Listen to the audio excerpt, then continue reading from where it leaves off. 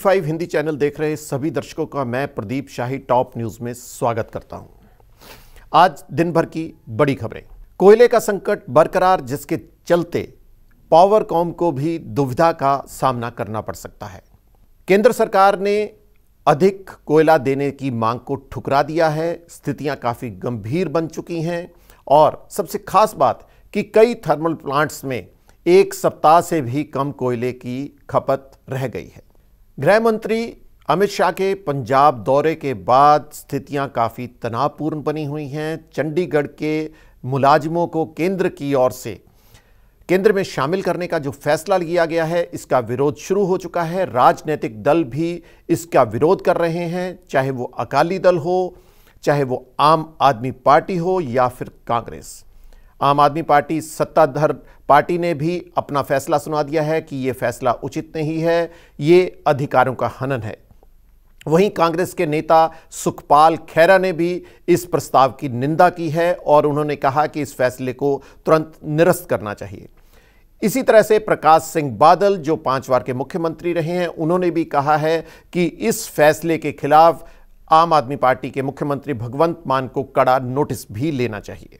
पंजाब के सेहत मंत्री डॉक्टर विजय सिंगला ने डॉक्टरों को सीधे तौर से चेतावनी देते कहा है कि वह या तो अपनी निजी प्रैक्टिस करें या फिर सरकारी नौकरी छोड़ दें, क्योंकि आमतौर पर देखा गया है कि बड़े सरकारी अस्पतालों में काम करने वाले सरकारी डॉक्टर अपना निजी प्रैक्टिस कर रहे हैं। इसी कड़ी के तहत डॉक्टर सिंगला ने यह आदेश जारी किए हैं। वहीं वन्य विभाग के मंत्री लालचंद कटारूचक ने भी एक व्हाट्सएप नंबर जारी करते हुए वन्य जीवों की सुरक्षा के लिए और जो लकड़ी है, पेड़ों की लकड़ी की चोरी को रोकने के लिए भी अपना व्हाट्सएप नंबर जारी कर दिया है। यह टोल फ्री नंबर है और इस नंबर पर आप कार्रवाई कर सकते हैं, कोई भी जानकारी उपलब्ध करवा सकते हैं ताकि अवैध चोरी को रोका जा सके, क्योंकि बड़ी संख्या में पेड़ों की कटाई हो रही थी और उनको चोरी करके अलग अलग जगह पर बेचने का काम जारी था। पंजाब के शिक्षा मंत्री मीत हेयर ने 3 व्हाट्सएप नंबर जारी करते हुए प्राइवेट स्कूलों की मनमानी को रोकने के लिए पहलकदमी की है।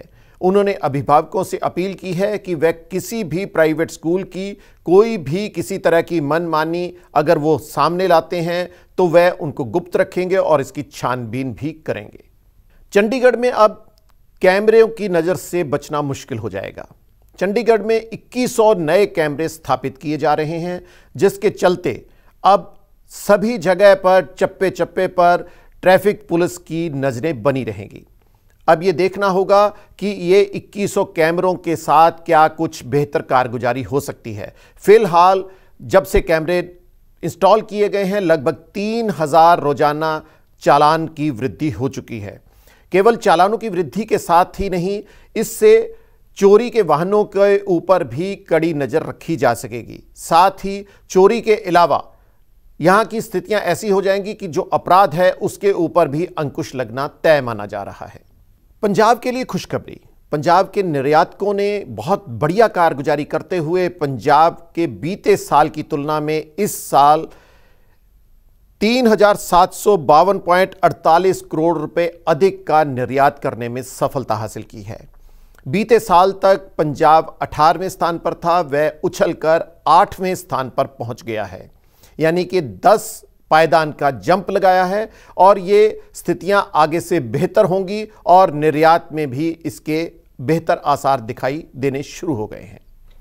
अगली बड़ी खबर, 9 राज्यों में से भारत के 9 राज्यों में से 6 राज्यों में हिंदुओं की संख्या यानी कि हिंदुओं की आबादी में कमी दर्ज की गई है। यह बहुत बड़ी खबर है और सबसे खास बात कि इन इलाकों में मुस्लिम और ईसाई समुदाय के लोगों की संख्या में वृद्धि दर्ज की गई है।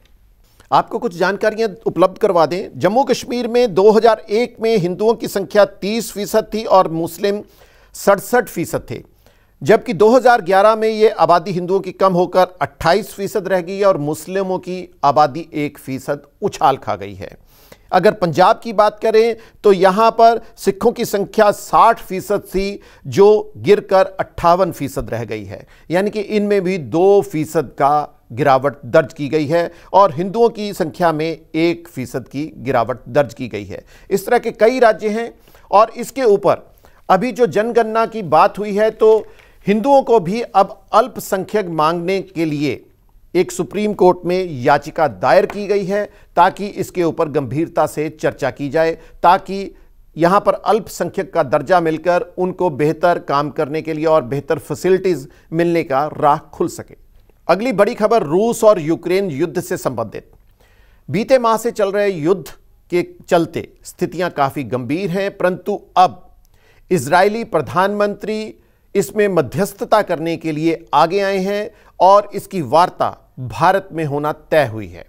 और इसमें खास बात यह है कि इजरायली प्रधानमंत्री के अलावा रूस के कई सीनियर नेता इसमें शिरकत कर रहे हैं ताकि इस मामले को, जो लंबे समय से युद्ध चल रहा है, उसको समाप्त करने में कार्रवाई को आगे बढ़ाया जा सके। अब खास खबर पंजाब से। अब लोगों को आम आदमी पार्टी सरकार ने एक तोहफा दिया है। अब राशन वितरण का काम घर बैठे ही किया जाएगा, यानी कि जो मुफ्त राशन वितरण की स्कीम थी, अब वो कतारों में लगने की जरूरत नहीं रहेगी। अब हर जिस आदमी का कार्ड बना होगा उसको घर पर ही ये राशन उपलब्ध करवाने का फैसला किया गया है। भगवंत मान की ओर से जो जारी निर्देश हैं उसके तहत संबंधित विभाग यानी कि फूड एंड सप्लाई विभाग संबंधित परिवार को फोन करके जानकारी लेगा कि वो कब उपलब्ध होंगे घर पर, तो उनको घर बैठे ही राशन उपलब्ध करवाने का फैसला पूरा कर लिया जाएगा। आपको बता दें कि दिल्ली में इस फैसले को लागू करने की कोशिश की गई थी, परंतु केंद्र सरकार ने इस फैसले को निरस्त कर दिया था। इसमें एक खास खबर और भी जुड़ने जा रही है कि जिन लोगों के गलत कार्ड बने होंगे उनकी भी अब छानबीन सामने आ जाएगी और सही हाथों में ही अब राशन वितरित होने की कार्रवाई को अंजाम मिल सकेगा। ये थी आज की दिन भर की बड़ी खबरें। अब मुझे इजाजत दीजिए। धन्यवाद।